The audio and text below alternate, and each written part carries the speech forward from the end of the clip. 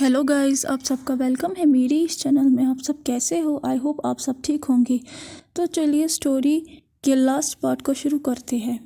पिछले पार्ट में हमने देखा था कि वांग जी जो है वो डिलीवरी देता है। उसके बाद उसे एक बेटा पैदा होता है जिसका नाम जैन है।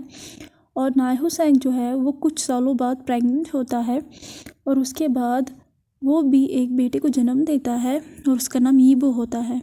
अब उसके आगे अब हमें 7 साल के बाद का सीन दिखाया जाता है। आज पूरा जो यीलिंग सेक्ट था वो बहुत खुश था। वहाँ पे इवेंट हो रहा था क्योंकि आज जो उनके प्रिंस थे यीलिंग सेक्ट के, उनका जो जेंडर है वो रिवील हो चुका था और वो एक डोमिनेंट अल्फा था। सब लोग खुश थे।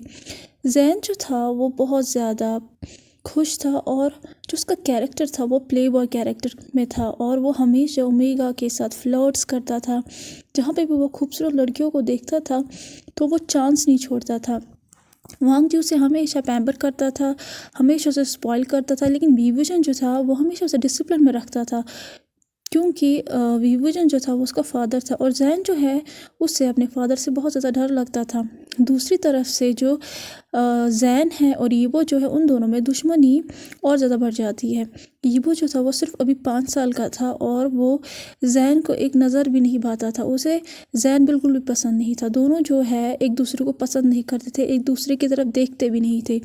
यीबो जो था वो काम नेचर का था। वो ज़्यादा शांत रहना पसंद करता था।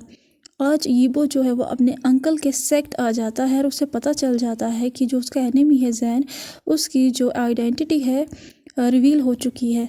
तो सब लोग जो है वो इवेंट को एंजॉय कर रहे थे, लेकिन यीबो जो था वो चुपचाप गार्डन में रैबिट्स के साथ खेल रहा था। उसके जो चबी चिक्स थे वो बहुत ज़्यादा क्यूट लग रहे थे।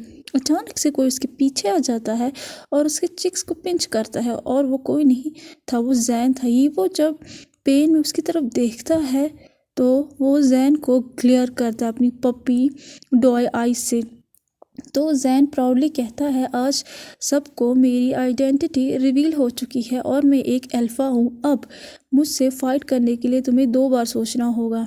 तो यीबो जो है वो स्वीट वॉइस में कहता है, लेकिन उसकी वॉइस में गुस्सा भी था और उसे कहता है, मुझे डर नहीं लगता तुमसे, मैं तुमसे ज़्यादा स्ट्रांग हूँ।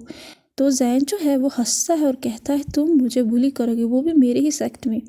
इतना करेज बढ़ चुका है तुम्हें, तो ठीक है, आज मैं तुम्हें पनिशमेंट दूंगा। जब ये वो जैन के वर्ड्स को सुनता है तो वो डर जाता है और कहता है, तुम क्या करने वाले हो? मुझे तुमसे डर नहीं लगता है।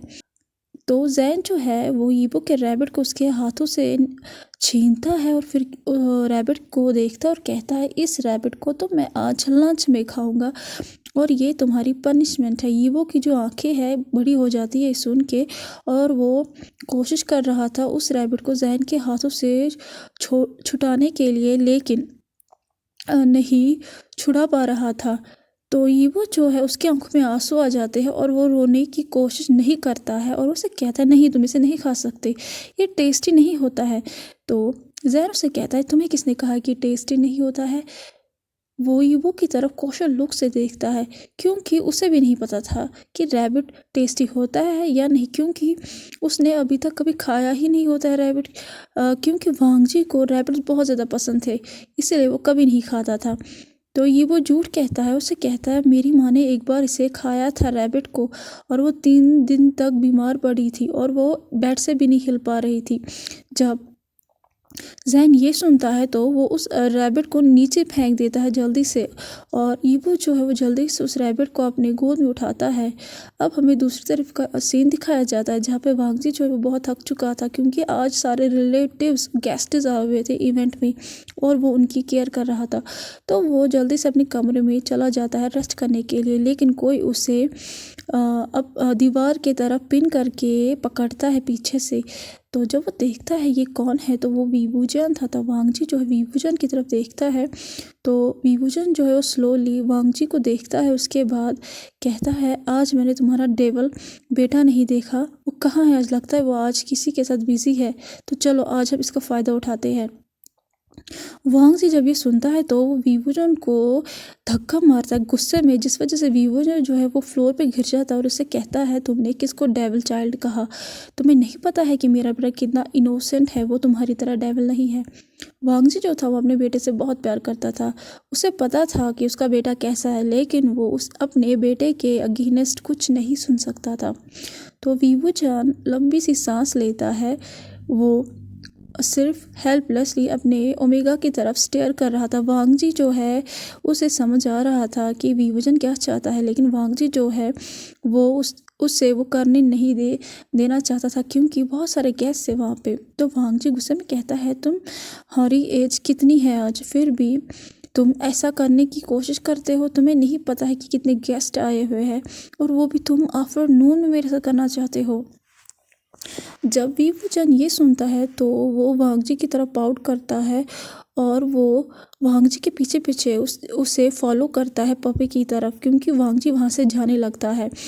अब वीवूजन उसके पीछे पीछे फॉलो कर रहा था, क्योंकि वो चाहता था कि वो कभी ना कभी एग्री तो होगा ही। तो वांग जी जो है वो गार्डन में आ जाता है और वीवूजन को इग्नोर करता है। जब वो देखता है अपने बेटे को और अपने नेफ्यू को, वीवूजन जो था वो रुक जाता है। जब वो अपने बेटे को रीबो को फाइट करते हुए देखता है तो वांग जी वीवूजन की तरफ टर्न होके कहता है, मैं ईबो की शादी अपने बेटे के साथ करना चाहता हूँ। तो वीवूजन कहता है, क्या तुम पागल हो चुके हो? ये दोनों एक दूसरे से कितनी नफरत करते हैं और तुम चाहते हो कि ये दोनों एक दूसरे से शादी करें? और ईबो की आइडेंटिटी अभी तक रिवील नहीं हुई है। अगर वो अल्फा हुआ तो वांग जी कहता है, ऐसा कुछ नहीं होगा। मैं अपने नेफ्यू को जानता हूँ, वो ओमेगा ही होगा, क्योंकि वो बहुत ज़्यादा खूबसूरत है मेरी तरह, और फ्यूचर वो मेरी तरह ही खूबसूरत होगा। मुझे मेरे भाई के साथ बात करनी ही होगी। वीवूजन एक लंबी सांस लेता है। उसे पता है वांग जी जब कोई फैसला लेता है अब उसे कोई नहीं रोक पाएगा। तो जो वांग जी है वो अपने ब्रदर से बात करता है इस बारे में, और उसका जो ब्रदर है वो भी हैप्पीली एग्री हो जाता है। लेकिन जैन और ईबो जो है उन्हें नहीं बताया जाता है कि उनकी शादी बड़े होके की जाएगी। सब लोग अब वेट करते हैं कि ये लोग कब बड़े होंगे और इनकी फाइट कम होगी और आगे जाके इन दोनों की शादी होगी, क्योंकि दोनों जो थे वो अपोजिट कैरेक्टर के थे और बिल्कुल भी मैच नहीं करते थे। एक काम था, एक शान था, और दूसरा जो सा प्ले बॉय था, और किसी को नहीं पता था कि आगे जाके फ्यूचर में क्या होगा। तो कैसा लगा आज का पार्ट आपको? जैसा भी लगा प्लीज़ लाइक शेयर सब्सक्राइब ज़रूर कीजिएगा। प्लीज़ लाइक शेयर सब्सक्राइब ज़रूर कीजिएगा और कमेंट ज़रूर कीजिएगा।